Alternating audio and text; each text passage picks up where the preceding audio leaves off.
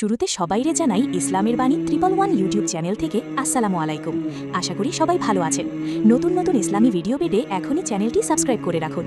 আল কুরআন হল মহান আল্লাহর পক্ষ থেকে মানবজাতির জন্য সর্বশেষ ও পূর্ণাঙ্গ হিদায়তের গ্রন্থ, যা প্রিয় নবী হজরত মোহাম্মদ সাল্লাল্লাহু আলাইহি ওয়াসাল্লামের উপর নাজিল করা হয়েছে। আল কুরআন নাজিলের বিষয়টি ইসলামের ইতিহাসে অত্যন্ত গুরুত্বপূর্ণ এবং তা গভীর তাৎপর্যপূর্ণ। কোরআন একসাথে সম্পূর্ণভাবে নাজিল হয়নি, বরং প্রায় 23 বছর ধরে ধাপে ধাপে নাজিল হয়েছে, যা মানুষের জীবন ও সমাজের বাস্তব পরিস্থিতির সাথে সামঞ্জস্যপূর্ণ ছিল। কুরআন নাজিলের সূচনা হয় মক্কার নূর পর্বতের হেরা গুহায়, যখন নবী মোহাম্মদ 40 বছর বয়সে উপনীত হন। তিনি সেখানে ধ্যানমগ্ন অবস্থায় ছিলেন। তখন আল্লাহর পক্ষ থেকে প্রথম ওহী নিয়ে ফেরেশতা জিবরাইল আলাইহিসসালাম আগমন করেন। প্রথম যে আয়াতগুলো নাজিল হয় তা হল সূরা আলাকের প্রথম 5টি আয়াত, যা পড়ো তোমার পালনকর্তার নামে, যিনি সৃষ্টি করেছেন। এই ঘটনাটি ঘটে লাইলাতুল কদরের রাতে, যা অত্যন্ত মর্যাদাপূর্ণ একটি রাত। কোরআন নাজিলের স্থান প্রধানত দুইটি, মক্কা ও মদিনা। মক্কায় নাজিল হওয়া আয়াতগুলোকে মাক্কি সূরা বলা হয়, আর মদিনায় নাজিল হওয়া আয়াতগুলোকে মাদানী সূরা বলা হয়।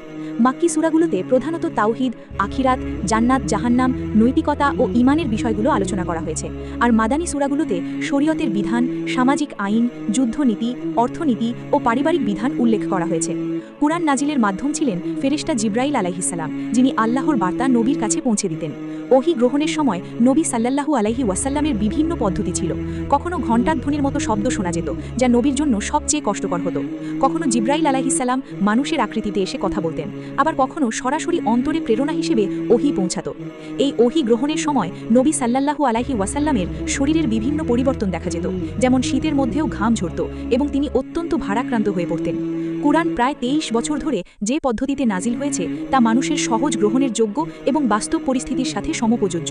কুরআন নাজিলের প্রথম সন্ধান পাওয়া যায় মেরাজের রাতে, কিন্তু আনুষ্ঠানিকভাবে ওহী নাজিলের সূচনা হয় পরের বছর লাইলাতুল কদরের রাতে। এইভাবেই কুরআন নাজিল শুরু হয় এবং নবী মোহাম্মদ সাল্লাল্লাহু আলাইহি ওয়াসাল্লামের জীবনের শেষ দিন পর্যন্ত চলতে থাকে।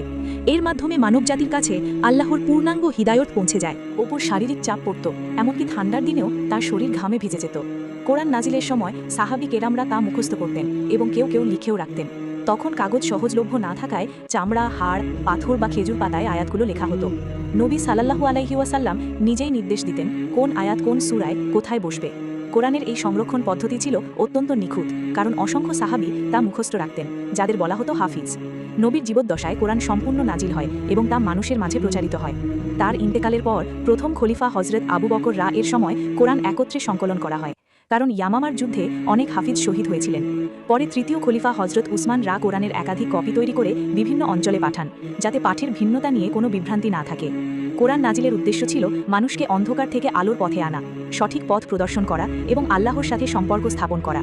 এটি শুধু একটি ধর্মীয় গ্রন্থ নয়, বরং একটি পূর্ণাঙ্গ জীবন ব্যবস্থা, যেখানে ব্যক্তি, সমাজ, রাষ্ট্র, অর্থনীতি, নৈতিকতা সবকিছুর নির্দেশনা রয়েছে।